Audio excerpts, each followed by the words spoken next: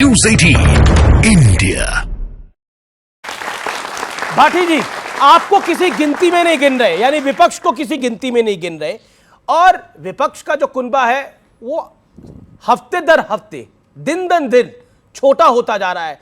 क्या आपको लगता है कि बीजेपी एक हाई मॉरल लेकर कि हम अपने वादे निभा रहे हैं, और राम मंदिर का वादा निभाया भी, 370 का बड़ा वादा जो था वो निभाया भी, यूसीसी उत्तराखंड में निभा ही दिया।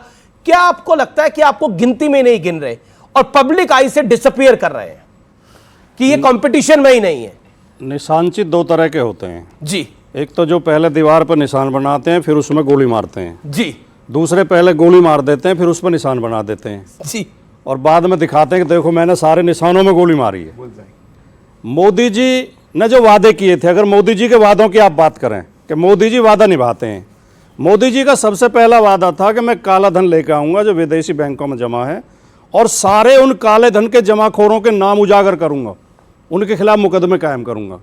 किया था ये वादा? नहीं किया था, वो नहीं कर पाए। 15-15 लाख तो खैर हमारे मिलने ही नहीं थे जब धन ही नहीं आया था, इसलिए हम उसका इन पर तगादा करते भी नहीं कि भैया हमारे वो दे दो, आया ही नहीं। मोदी जी का वादा था कि पेट्रोल डीजल 35 रुपये लीटर से नीचे लेकर आऊँगा। मोदी जी का वादा था कि रुपये की कीमत डॉलर के बराबर करूँगा। मोदी जी का वादा था कि 2 करोड़ लोगों को हर साल नौकरी दूंगा, रोजगार दूंगा। मोदी जी का वादा था 2022 तक किसानों की आमदनी दुगनी कर दूंगा। अब 47 तक वादा कर रहे हैं। ये मोदी जी की खूबी है, ये उनकी कला है। इसे तो इस कला को आप भी मान रहे हैं? इस कला को आप भी मान रहे हैं? ये धोखेबाजी की कला है, लोगों को धोखा देना, लोगों को बहकाना कोई कला नहीं है, ये धोखेबाजी है। तो विपक्ष की क्या? चलिए, आपने बोला मोदी जी की कमियां तो आप पिछले 10-11 साल से गिनाई रहे हैं, विपक्ष की मजबूतियां गिनाइए। आज 3 मजबूतियां गिनाइए। मैं बताता हूं जी, लेकिन मैं एक बात और बोल दूं, जब नोटबंदी की तो मोदी जी ने कहा 50 दिन बहनों भाइयों, 50 दिन मुझे दो, 50 दिन में इसका रिजल्ट नहीं आया तो जिस चौराहे पे कहोगे। अब तो 5 साल हो गए पूरे, रिजल्ट तो कुछ आया नहीं। ना तो काला धन खत्म हुआ, ना तो आतंकवाद की कमर टूटी, ना तो नकली नोट छपने बंद हुए। उन गरीब जो छोटे छोटे दुकानदार थे, छोटे छोटे उद्योग थे, उनकी कमर जरूर टूट गई, वो बंद हो गए।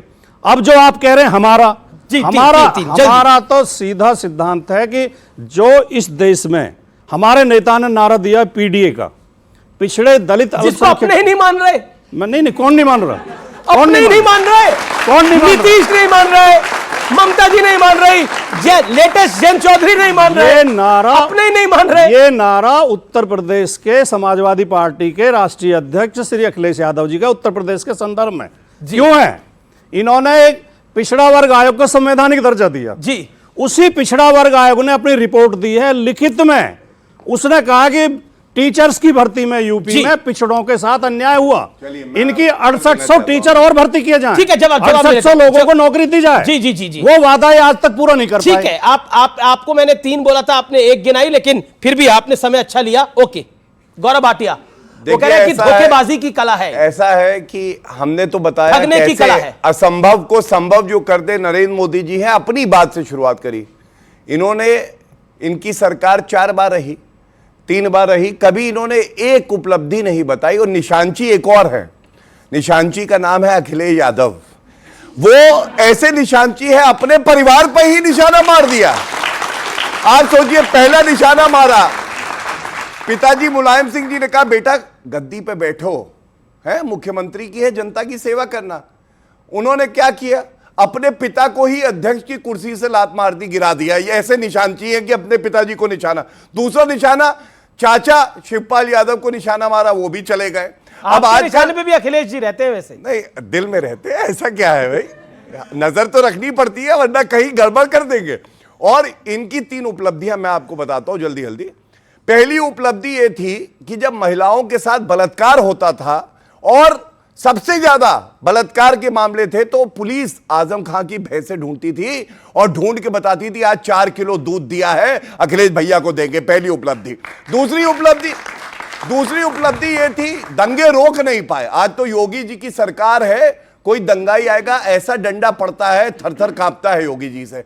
जब दंगा हुआ मुजफ्फरनगर का, तो सफाई महोत्सव चल रहा था, ऋतिक रोशन और सलमान खान डांस सिखा रहे थे। ओ यो लेट्स डांस पार्टी। ये तीसरी उपलब्धि क्या है?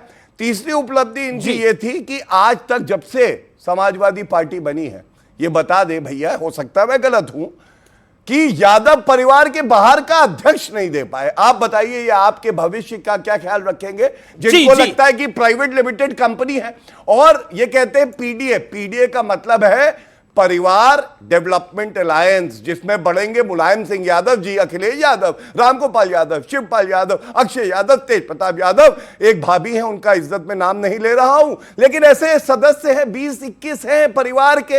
अब वो परिवार का ही पूरा पेट नहीं भरता तो ये जनता का क्या ध्यान रखेंगे, बताइए आप मुझे। देखिए, जो गौरव भाटिया ने बात करी, प्रधानमंत्री ने भी बोला कि जो परिवार से चलने वाली पार्टियां हैं वो देश का विकास कैसे कर पाएंगी।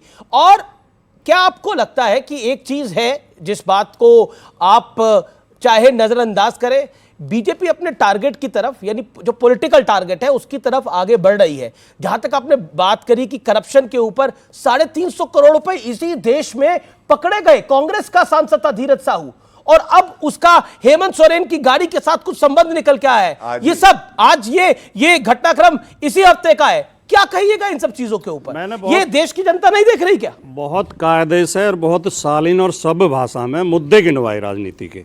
जी, मैंने इनके घोषणा पत्र के मुद्दे गिनवाए, मैंने किसी पर व्यक्तिगत आक्षेप नहीं लगाए। जी, इन्होंने एक भी मुद्दे का जवाब नहीं दिए, व्यक्तिगत आरोप लगाने लगे, पिताजी को अपमान। मैं ऐसी भाषा नहीं बोलूंगा। मैं सब अजय राय ने बोला है। पहली बात, अजय राय वही कांग्रेस पार्टी जिसके साथ आप इलू इलू कर रहे हैं। ठीक है, जवाब वही भाटी जी का जवाब होगा, अपने बाप का नहीं हुआ, गौरव भाई भाटी जी का जवाब होगा।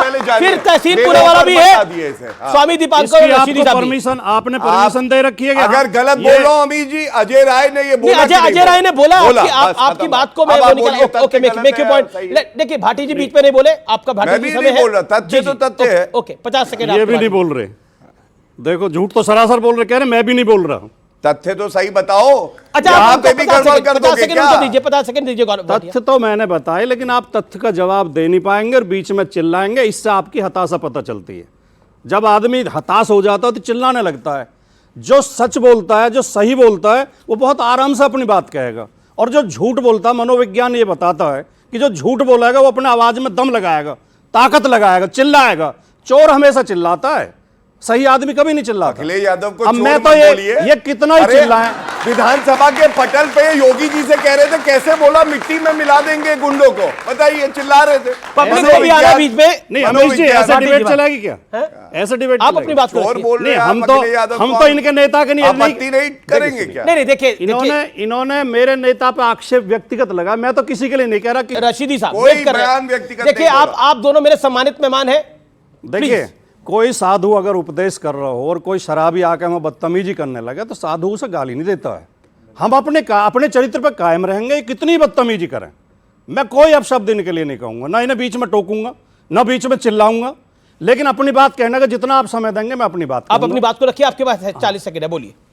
देखिए, जो मैंने जो बातें कही, जो इस देश में हो रहा है, इस देश में अल्पसंख्यक समाज के, ओबीसी समाज के, दलित समाज के वोटर लिस्ट से वोट काट दिए जाते हैं। फिर जिस दिन पोलिंग होता है, पुलिस लगा के उन पर लाठियां बजवाई जाती हैं, उन्हें वोट नहीं डालने दिया जाता। फिर जीते हुए कैंडिडेट को काउंटिंग में धांधली करके हरा दिया जाता है, बैलेट पेपर में निशान बना के हरा दिया जाता है, जो सबकी आंखों के सामने है। फिर भी अगर विधायक ज्यादा जीत जाए तो विधायक खरीद के सरकार गिरा दी जाती है, और जो विधायक बिकेंगे नहीं उनके घर ईडी और सीबीआई भेज दी जाती है, उन्हें मुकदमों का डर दिखाया जाता है।